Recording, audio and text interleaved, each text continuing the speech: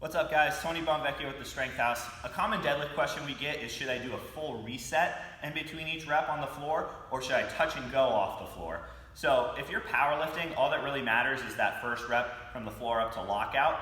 But whether you're powerlifting or not, chances are when you're training that you're doing more than just sets of one all the time, so that touch and go might come into play. Now, most of the time we coach our lifters to do a full reset on the floor, and what I mean by that is after you've done your first rep, when you bring it back down to the floor, you kind of pause, retighten everything, do your next rep, so you're not bouncing the bar off the floor. However, you will see a lot of people touch and go, and when I say touch and go, I'm talking about really bouncing it off the floor. So the first bit of the range of motion off the floor after everything but the first rep gets a good amount of momentum.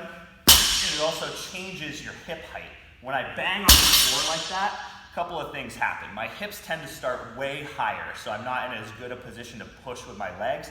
I also tend to loosen my upper body and almost reach for the ground as I try to bounce it off the floor.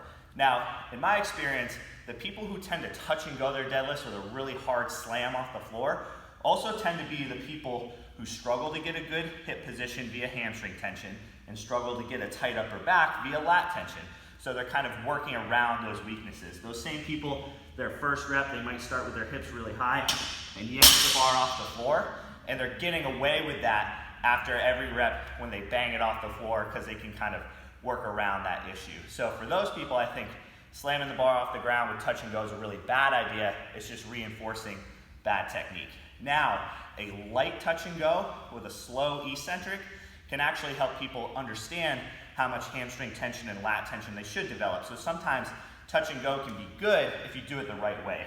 And what I mean by that is after you do your first rep, you develop that lat tension, and then nice and slow on the way down, you want to load up those hamstrings and then do a very, very light touch off the ground, which shows that you have to have a lot of control over the bar, and you have to develop a lot of hamstring tension and lat tension to make sure that you're not slamming it off the ground.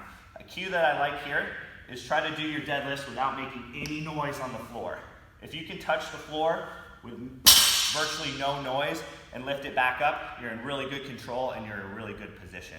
So, long story short, you should probably full reset most of your deadlifts, but if you're somebody who struggles off the floor with hamstring tension and lat tension, try a light touch and go with a slow eccentric to help you understand what it feels like to develop tension in those muscles.